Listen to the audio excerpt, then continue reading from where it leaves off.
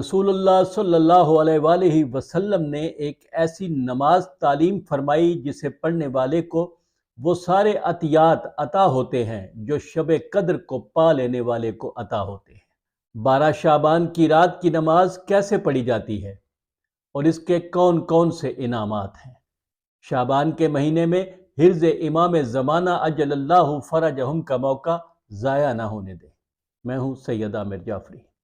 حرز امام زمانہ اجل اللہ فرجہم نہ صرف بلاؤں کے خلاف حصار اور ڈھال ہے، بلکہ اگر نیت اور طریقہ صحیح ہو تو حاجات کی قبولیت اور نکاح و شادی کی بندش توڑنے کے لیے یہ تعویذ یا حرز معجزے برپا کرتا ہے۔ حرز امام زمانہ ایک قیمتی اور روحانی دعا ہے جو امام زمانہ اجل اللہ فرجہم کی طرف سے وارد ہوئی ہے۔ یہ دعا زندگی کی اونچ نیچ سے بچاتی ہے اور مدد کرتی ہے۔ یہ لکھا گیا حرز جب آپ پہن لیں گے تو یہ آپ کو مسائل میں الجھنے سے بچائے گا، آپ کی حفاظت کرے گا، آپ کو مصیبتوں سے بری نظر سے بچائے گا، آپ کی زندگی اور جائیداد کی حفاظت کرے گا، حتیٰ کہ یہ حرز پہن کر آپ جو بھی دعا کریں گے وہ قبول ہوگی۔ حرز امام زمانہ اجل اللہ فرجہم ایک آسمانی خزانہ ہے، اسے مستقل اپنے پاس رکھنے سے ان گنت فوائد حاصل ہوتے ہیں۔ یہ عظیم حرز دنیاوی زندگی کے مسائل اور مشکلات سے نجات کی کنجی ہے، بد نصیبی سے حفاظت ہے۔ اللہ تعالیٰ کی مدد سے یہ آسمانی اور زمینی بلاؤں اور بد قسمت واقعات کے سامنے ایک ڈھال ہے۔ یہ حسد کی نظر اور بری نظر کو واپس دھکیل دیتا ہے اور آپ کو ان بری نظروں سے محفوظ رکھتا ہے، اندیکھے خطرات سے بچاتا ہے، یہ زہریلے جانوروں کے ڈسنے سے حفاظت کرتا ہے۔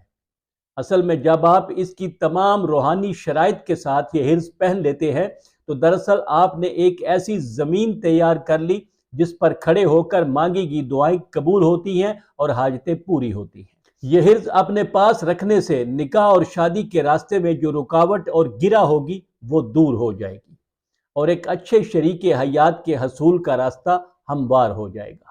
یہ حرز آپ کی اسکرین پر موجود ہے۔ اسے لکھنا کیسے ہے؟ اسے آپ کاغذ یا حلال جانور کی کھال پر لکھ سکتے ہیں یا کسی نگینے پر بھی کندہ کروا سکتے ہیں۔ جب اس کو لکھنے لگیں تو اس بات کو یقینی بنائیں کہ یہ حرز بالکل ٹھیک لکھا جائے، آپ باوضو اور روح بقبلہ ہوں اور اسے لکھتے وقت آپ کا یقین اس حرز کے روحانی اثرات پر مضبوط ہونا چاہیے۔ اس حرز کو تیار کر کے رکھ لیں اور 2 رکعت نماز ہدیہ امام زمانہ اجل اللہ فرجہم پڑھے، جس کی ہر رکعت میں سورہ حمد کی تلاوت کے دوران جب ایاک نعبد و ایاک نستعین پر پہنچے تو 100 مرتبہ اس کی تکرار کریں اور پھر سورہ ختم کرنے کے بعد سورہ توحید پڑھیں۔ اس طرح 2 رکعت پڑھنے کے بعد دعائے فرج اللہم کن لولیک الحجت پڑھیں اور اس حرز کو بازو یا گلے میں پہن لیں۔ اب آتے ہیں 12 شعبان کی نماز کی طرف، جس کے متعلق رسول اللہ صلی اللہ علیہ وآلہ وسلم کا ارشاد ہے کہ اللہ تعالیٰ یہ نماز پڑھنے والے کے 40 سال کے گناہ معاف فرمائے گا، اس کے 40 درجات بلند ہوں گے، 40 فرشتے اس کے لیے استغفار کریں گے اور اسے اس شخص جتنے عطیات عطا ہوں گے جس نے شب قدر کو پا لیا ہو۔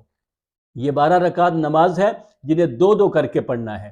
اس کی ہر رکعت میں سورہ الحمد کے بعد 10 مرتبہ سورہ تکاثر پڑھیں۔ اللہ تعالیٰ ہم سب پر اپنی رحمتیں اور برکتیں نازل فرمائے۔ انشاءاللہ پھر ملیں گے۔